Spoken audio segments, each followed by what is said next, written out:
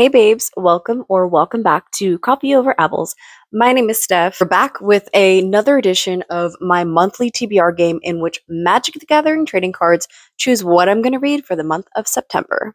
Before I get started with everything, don't forget to like and subscribe if you like content like this and you'd like to get more of it. Consider becoming a channel member at any level to get access to additional content and all of my discords/book clubs. Before I start my game, let's check in with the books that I was supposed to read in August to see if anything is rolling over to September. In August, I was supposed to read The Emperor of Gladness by Ocean Vuong, and I did finish this. I was supposed to read for my nonfiction pick for my book club, Black AF History, an unwhitewashed story of America, and I did finish this. I was supposed to read When Among Crows, and I did finish this. I was also supposed to read by the same author, To Clutch a Razor, and I did finish this. I was also supposed to read The Book of Night by Holly Black. There's still a few days left in August at the time of me recording this, so I think that's actually going to be the last book that I read for August, which means that The Water Outlaws for my Quarterly Crit Club, a murderous business arc murder mystery thriller, and This Thing Between Us by Gus Moreno for the Sci-Fi Book Club are all going to roll over to September. Somehow, I'm actually not worried about this TBR being massive because I've been really good at reading more books than usual. Like, usually I would read about 4 books a month, so like a book a week, but I've been on it. Like, I've been reading 7 to 8 books every month. Go me. Alright, so really briefly, I play 4 rounds of my game. What I do is I pit 2 magic cards against each other, and using the pips, which is the CMC or number on the top right of the card, so you see the thing where it's got like the little blue and the number 2 versus the little black skull. Whichever one is the higher amount is the one that wins. There are applicable keywords. My spreadsheet with all of my prompts is linked down below, and then I roll a die. I've got a whole playlist of these if you'd like to go watch them. Let's get started with round number 1.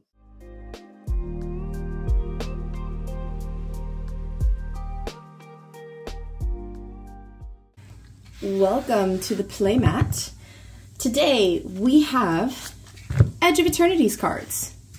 This is the newest set at the moment. It's all space themed, which I love. I had so much fun with this set. So I've got every color in here. I'm gonna shuffle it up real quick and then let's play. Let's play.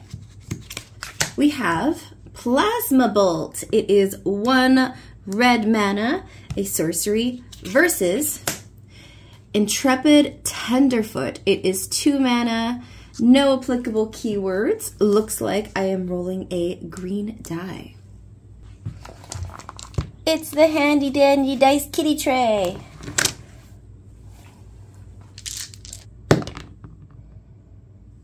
$13.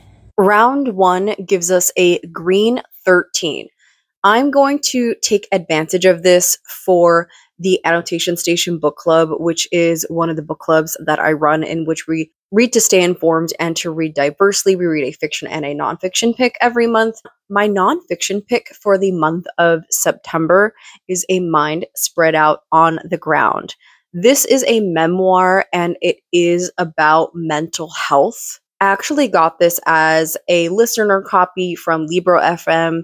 Shout out to Libro FM. They are not sponsoring this video, by the way, but if you are an educator, then you actually get access to a free audiobook every month from a short list that they make available. So if you're an educator, I highly suggest that you sign up for that. The cover is gorgeous, by the way.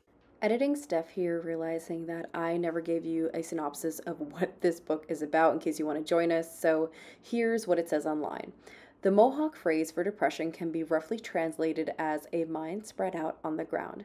In this urgent and visceral work, Ellis Elliott explores how apt a description that is for the ongoing effects of the personal, intergenerational, and colonial traumas she and so many Native American people have experienced.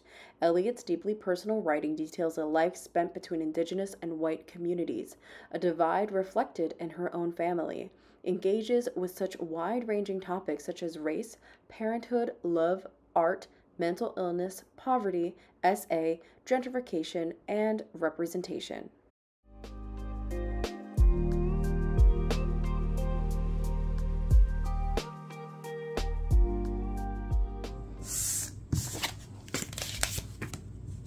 Round 2. Ooh, Flight Deck Coordinator. Human Soldier, it is 3 mana and white versus a Mechan Shieldmate. 2 mana, Robot Soldier, no applicable keywords. Looks like we are rolling a white die. Dun dun dun dun. 2. Round 2 is a random pick. So I'm going to use a random number generator for this. Here is my TBR shelf. Apparently, I have, including my Kindle, 157 books in my possession that are unread.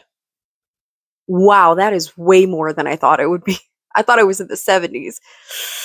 We got to make some progress on this.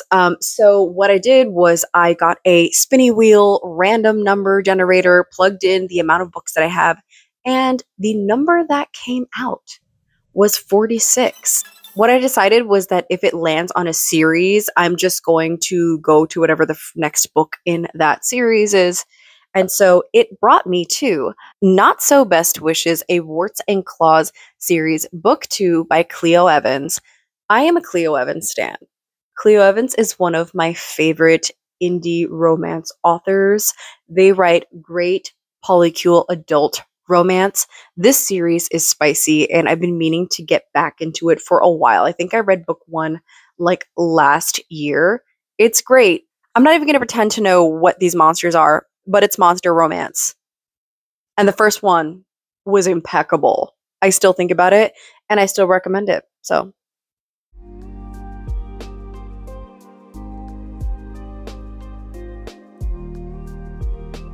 can't use that. All right. Oh, that is a mountain. It does not count. Skipping to Honor. Honor at 1 mana versus, ooh, Monos Circuit Feeder. This one has flying, so that is an applicable keyword, meaning it flies over to fight the next card. Can't be this, it's a token. That doesn't count.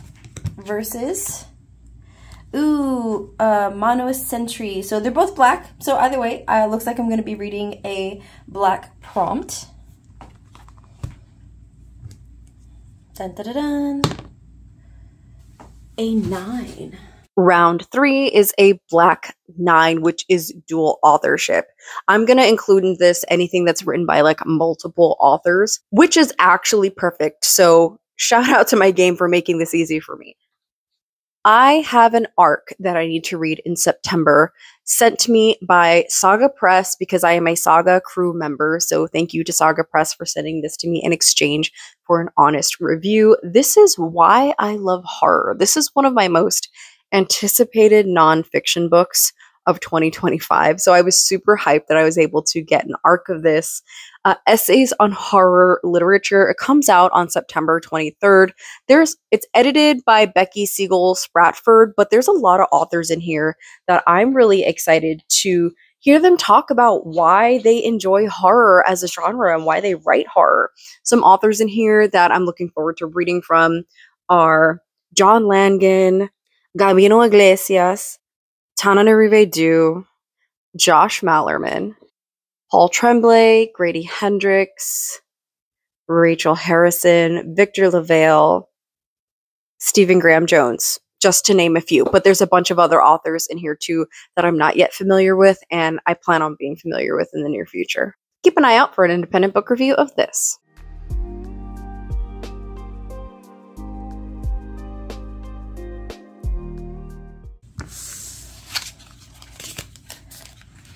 Let's keep playing. Invasive Maneuvers. No applicable keywords. It is 2 mana and red versus, ooh, Bright Spear Zealot. 3 mana Human Soldier. And Vigilance is not one of my keywords. So, looks like I'm rolling a white die again. A 5. Round 4 is a book that is political in its topic or nature. Now, I will argue that all reading is political. So I'm going to take this as something that doesn't need to necessarily be a nonfiction book. I actually got this. This is an old ARC. Now, I got this for free at a free little library. So this was not sent to me by the publisher, but it's called Messy Roots. It's a graphic memoir about a Wuhanese American teenager. It looks actually really cute inside. About just like teenage life for an immigrant family in America. And it says on the back here, honesty and depth. This memoir touches on weighty topics such as immigration, racism, sexuality, and assimilation. If I read this and it ends up being really impactful and really good, then I'm probably going to end up including it in my classroom library. But I am excited for a reason to get to it.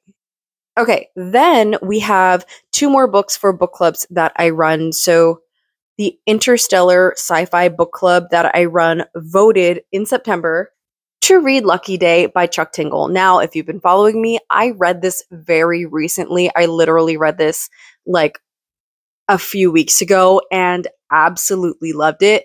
Meaning, I don't really have to read this in September. I don't see myself rereading it because it's still so fresh in my mind. I actually just put out a full-length video review for this. But if you'd like to join us for that discussion or you'd like to join us on the Discord, again, check out the links below and we will be doing a live show discussion of Lucky Day that I'm very hyped for. And then the last book on this list is a book that I don't yet have a copy of because I'm actually going to an author talk and book signing for this in the beginning of September. But for the Annotation Station Book Club, our fiction pick for the month of September is Catabasis by R.F. Kuang. Now, this is going to be my second R.F. Kuang book.